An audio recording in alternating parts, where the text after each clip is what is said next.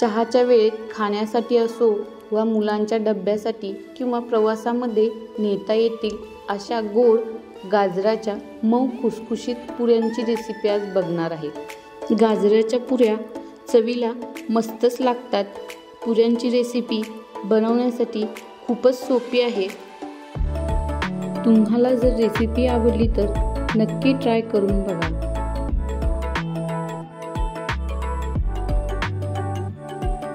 अर्धा किलो इतके गाजर मी घेतले आहेत। ते अशा प्रकारे खिसून घेतले आहेत।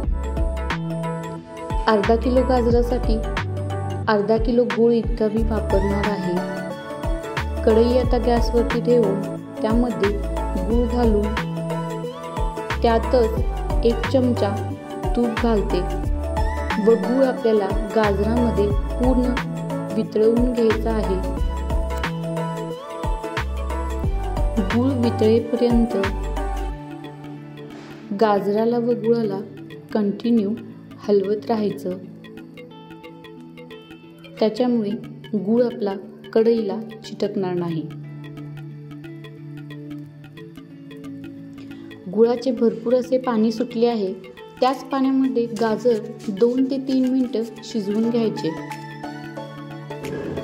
व्हिडिओत दाखवल्याप्रमाणे गाजरामध्ये इतके पाणी शिल्लक राहिलं पाहिजे। आता गॅस ऑफ करून हे थंड करण्यासाठी ठेवून द्यायचं। थंड झाल्यानंतर आपण याची कणिक मळून घेऊया। 1 वाटी गव्हाचे पीठ घातले आहे।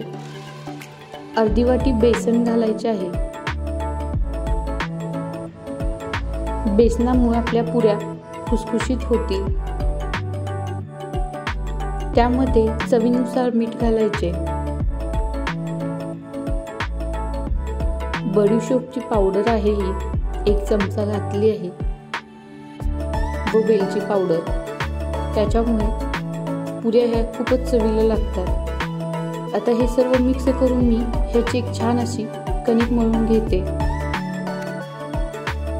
अशा प्रकारे मी कणिक मळून घेतली आहे व याचे एवढ्या साईजचे गोळे बनवून घेऊन मी पोळी लाटून घेते।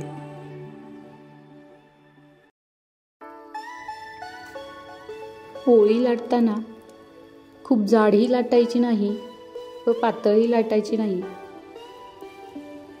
पोळी चिटकू नये म्हणून पिठाचा वापर केला तरी चालेल।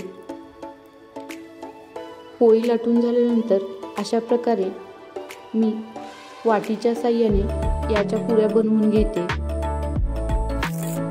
पुऱ्यांवरती गाजराचा किस किती छान दिसतो।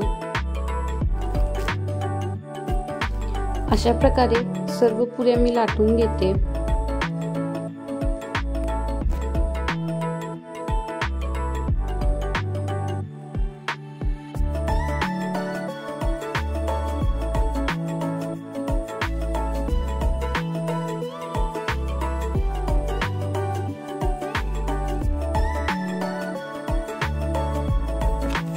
पुऱ्या सर्व लाटून झाल्यात तर आता तळून घेऊया।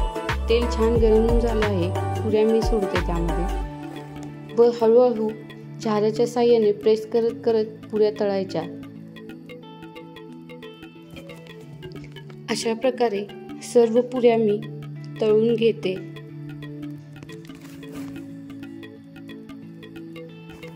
टम्म फुगलेल्या पुऱ्या चवीला अप्रतिम लागतात। लहान मुलांना तर खूप आवडतील। नक्की ट्राय करून बघा।